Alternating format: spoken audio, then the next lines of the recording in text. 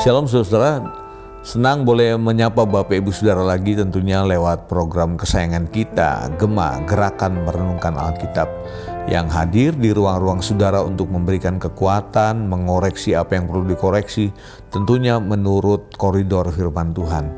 Dan hari ini kita akan membaca satu bagian yang penting yang seringkali selalu menjadi hal yang viral dalam kehidupan. Saya katakan demikian, kenapa?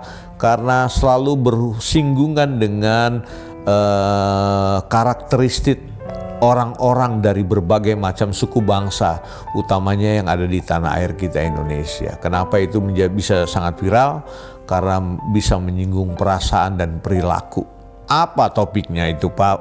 Mari sama-sama kita baca dalam Injil Matius pasal yang ke-7, mulai dari ayat yang pertama hingga yang kelima. Hari ini renungan firman Tuhan hari ini saya berikan judul tentang menghakimi sesama. Ya, ini penting saudara-saudara, dan perlu kita tahu kebenarannya. Dan ini Yesus sampaikan buat kita semua. Matius pasal yang ke-7 ayat yang pertama hingga yang kelima. Sekali lagi saya membacanya dalam Alkitab terjemahan baru edisi kedua seperti ini. Ya, saudara bisa dapatkan di toko-toko buku Kristen dan toko-toko buku terdekat untuk saudara bisa beli di sana ya. Terjemahannya sangat bagus sekali. Matius pasal yang ke-7 ayat pertama sampai yang kelima dikatakan demikian. Janganlah menghakimi supaya kamu tidak dihakimi. Jadi udah dibuka dengan kata ini, jangan kamu menghakimi supaya kamu tidak dihakimi, kata Tuhan Yesus. Ayat 2, karena dengan penghakiman yang kamu pakai untuk menghakimi, kamu akan dihakimi, dan ukuran yang kamu pakai untuk mengukur akan diukurkan kepadamu. Pasti kalau kita menghakimi, cepat menghakimi seseorang, ukuran yang dipakai untuk orang itu akan dikenakan juga buat kita. Ayat 3, mengapa engkau melihat serpihan kayu? Terjemahan yang lalu dikatakan mengapa engkau melihat selumbar, katanya. Jadi selumbar itu artinya mengapa engkau melihat serpihan kayu di mata saudaramu, sedangkan balok di dalam matamu tidak engkau ketahui. Bagaimanakah engkau dapat berkata kepada saudaramu, biarlah aku yang mengeluarkan serpihan kayu itu dari matamu, padahal ada balok di dalam matamu. Hai orang munafik, kata Tuhan Yesus, keluarkanlah dahulu balok dari matamu, setelah itu engkau akan melihat dengan jelas untuk mengeluarkan serpihan kayu itu dari mata saudaramu. Ini maksudnya apa sih? Kecenderungan kita ketika ada kesalahan orang lain, kita akan gampang mulut ini berbicara ini itu. Dan Alkitab berkata, segala sesuatu yang terucap dalam mulut itu melambangkan dari dalam hati. Jadi kalau hatinya jahat, pasti mulutnya jahat. Kalau hatinya baik, pasti mulutnya baik. Gitu saudara-saudara. Jadi itu udah satu paket tuh. Nah, konteksnya akan lebih mengerucut lagi, karena itu berbicara tentang perilaku. Berarti kalau orang yang punya perilaku yang baik, hati yang baik, dia nggak akan cepat-cepat menghakimi kesalahan orang lain, melihat kesalahan orang lain. Bahkan Alkitab di bagian yang lain berkata karena kasih itu menutupi banyak dosa. Kita udah nggak lagi bicara kekurangan orang lah. Artinya gini, lebih baik kita bicara lagi tentang kekurangan diri kita.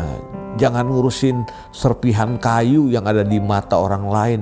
Tuhan bilang di matamu sendiri aja ada balok, kenapa kamu nggak singkirkan dulu balok yang ada di depan matamu, supaya kamu bisa melihat betapa jelasnya gitu, bahwa kamu juga jauh lebih salah daripada orang-orang yang bersalah kepadamu. Kurang lebih Tuhan Yesus menyampaikan pesan seperti itu. Jadi kalau perilaku-perilaku yang keliru, yang salah, kita lebih gampang menilai orang dari hal-hal yang kadang-kadang gak perlu kita jelaskan, saudara-saudara. Gak perlulah. Kalau kita menjadi anak-anak Allah yang maha tinggi, ingat identitas kita adalah, seperti saya katakan beberapa waktu yang lalu, bahwa identitas kita ini anak-anak Allah. Jadi artinya kan kita harus memiliki cara pandang, cara hidup, cara bertutur kata, berperilaku sama seperti Kristus telah hidup bagi kita. Jadi kalau ada kesalahan-kesalahan yang mungkin orang lain buat kita, ya lupakan saja ya, seperti itu. Sama seperti Tuhan yang cepat mengampuni. Waktu kita juga bersalah, kita juga harus punya perilaku seperti itu, gampang untuk mengampuni. Ingat bahwa ada balok di mata kita. Kita jangan tunjuk kesalahan orang karena satu jari tunjuk kesalahan orang. Ada 3 jari yang akan menunjuk kepada kita bahwa kita jauh lebih salah daripada orang itu.